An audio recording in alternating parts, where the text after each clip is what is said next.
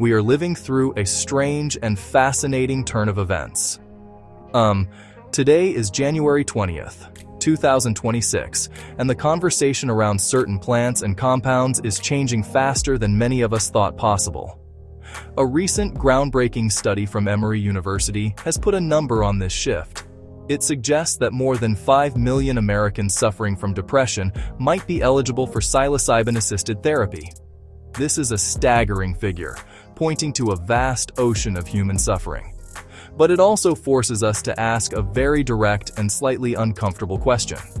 Why now? For decades, the system told us that substances like psilocybin were dangerous, a threat to social order. Now, those same institutions are rebranding it as a potential breakthrough medicine. This feels like a fundamental pivot in our culture's relationship with the mind. Psilocybin has been classified as Schedule Y under federal law for over half a century. That label means high potential for abuse and no accepted medical use. Yet the FDA has granted breakthrough therapy status to psilocybin formulations. Major clinical trials involving hundreds of patients are nearing completion, and companies like Compass Pathways are close to seeking full FDA approval. The numbers from these studies are hard to ignore. Some trials show a single 25 milligram dose can significantly reduce depression symptoms, sometimes for months. For treatment-resistant depression, those who have tried 2 or more antidepressants without success, this is monumental. Emory estimates up to 1.7 million of these individuals could be eligible. The data is forcing a radical reconsideration of what healing looks like. This rapid shift from a feared street drug to a promising clinical tool is the story of our time. But at this crossroads, we must mix curiosity with caution. Why was this potential hidden for so long? What does it mean when a counterculture consciousness tool enters the sterile world of medicine? The psilocybin pivot is not just about a molecule. Power, profit, trauma. The incredible capacity of the human mind to heal itself. To understand why psilocybin is becoming medicine now, we first have to understand why it was made illegal in the first place. In the 1950s and 1960s, psychedelics were not just recreational drugs. They were powerful tools used in psychiatric research and spiritual exploration. But as their use spread from the lab into the wider culture, they became associated with a movement that questioned authority consumerism, the status quo. The experiences people had on these substances often led them to challenge the very foundations of the society they lived in. This made the establishment deeply uncomfortable. The fear was one of social unraveling. The system's reaction was swift and severe. It wasn't a medical decision based purely on scientific evidence of harm. It was a political one. Psilocybin and other psychedelics were cast as agents of chaos, capable of corrupting the youth, undermining national stability. The Controlled Substances Act of 1970 effectively shut down all legitimate research. By placing psilocybin in Schedule 1, the government sent a clear message. This substance has no value and is a danger to the public. The media amplified this narrative, focusing on stories of bad trips, psychological breakdown, creating a powerful stigma that has lasted for generations. So what changed? The simple answer is that the crisis of mental health became too big to ignore.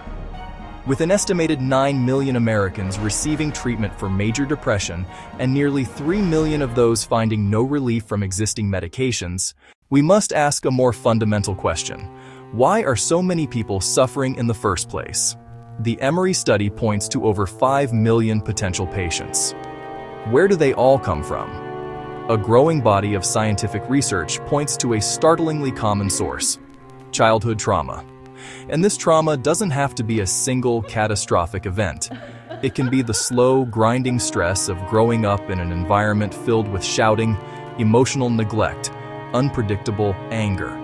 These experiences are now understood to leave deep, physical marks on the developing brain. Neuroscience research gives us a clear picture of what happens.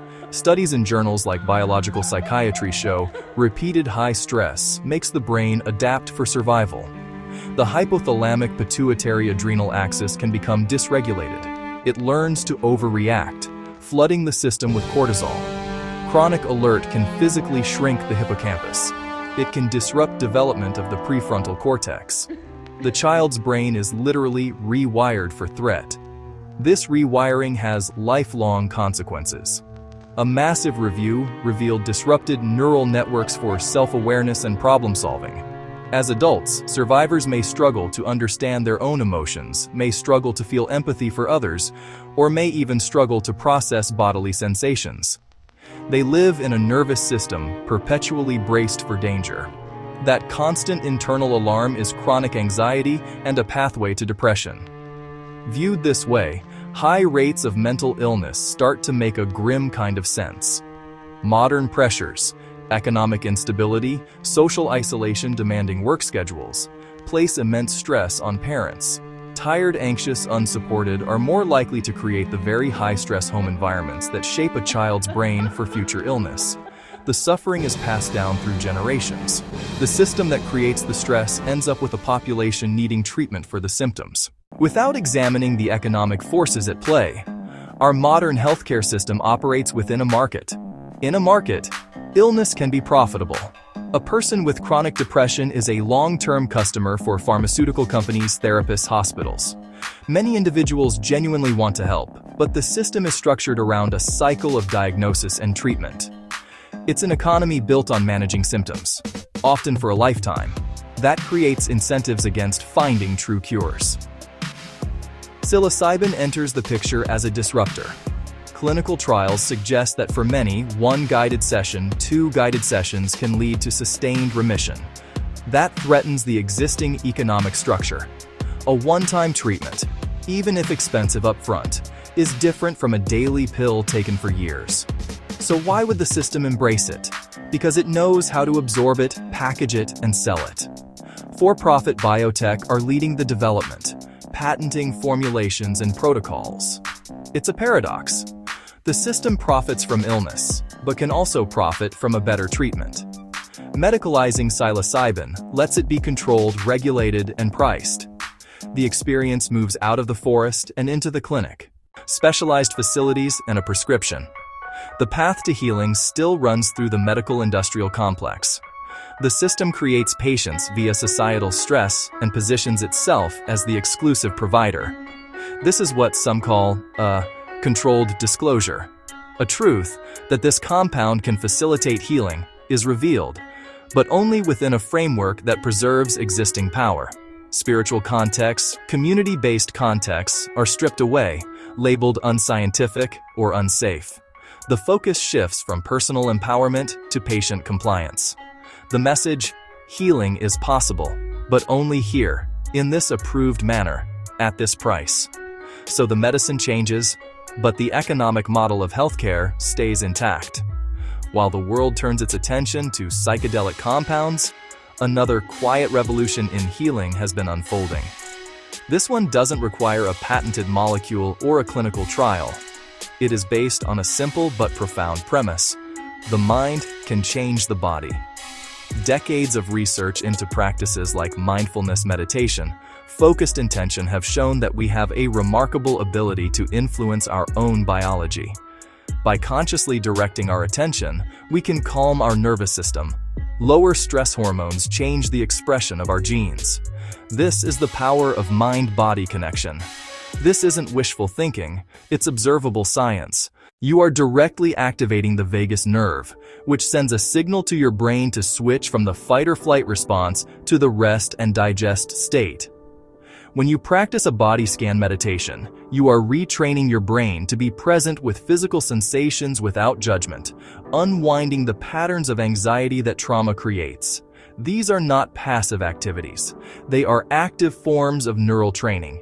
You are teaching your brain and body a new way to be.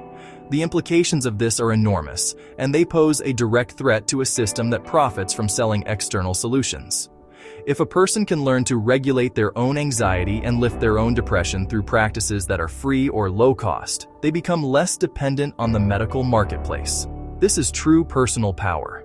It is the knowledge that the capacity for healing is not something you have to buy, but something you already possess. It's a skill that can be learned, practiced, and strengthened over time, just like a muscle. This does not mean that medicine and therapy are unnecessary. For many, they are life-saving interventions, but the mind-body connection is a crucial piece of the puzzle that is too often overlooked. Perhaps the true potential of psilocybin is not just as a medicine itself, but as a catalyst that helps people access this inner power. In a guided session, the compound can quiet the brain's default mode network, allowing a person to see their own mind and body with a new clarity and compassion, a feeling that can then be cultivated through daily practice. The path psilocybin is on, from sacred mushroom to patented medicine, is a case study in medicalization. This is the process by which a natural substance or a human experience is redefined as a medical condition requiring professional treatment. On one hand, this process can bring legitimacy, funding, and safety protocols.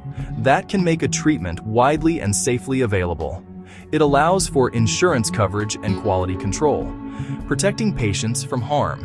For a substance as powerful as psilocybin, this structure provides a necessary container for people in deep and vulnerable states. However, medicalization also comes with a cost. When an experience is moved into a clinical setting, it becomes subject to rules, language, and limitations. The rich meanings, the varied meanings.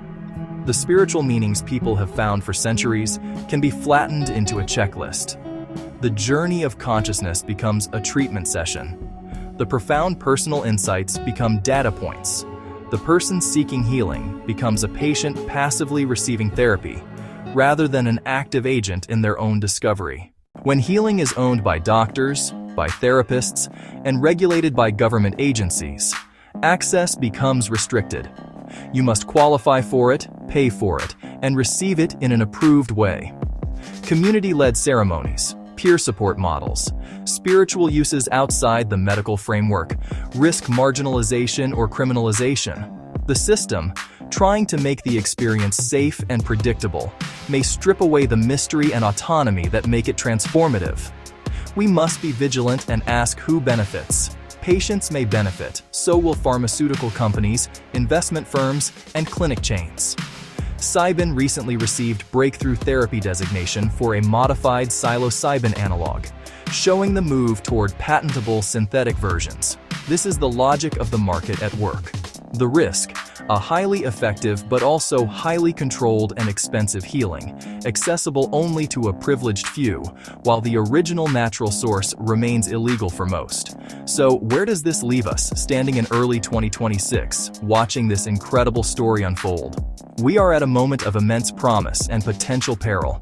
The recognition that psilocybin can help heal deep wounds is a monumental step forward for humanity. But we must proceed with our eyes wide open, aware of the forces that seek to control. The path forward requires a delicate balance, embracing the new medical tools while fiercely protecting our own innate power to heal. Our first and most profound responsibility is to our children. The science is clear. Calm homes build healthy brains. Loving homes build healthy brains. Stable homes build healthy brains. If we want to reduce the future number of adults needing treatment for depression or anxiety, we must focus on the source. This means creating a society that supports parents, reduces economic stress, teaches emotional regulation as a fundamental life skill. Every time we choose patience over shouting, connection over criticism, we are administering a powerful form of preventative medicine. This is a long-term project, but it is the most important one we can undertake.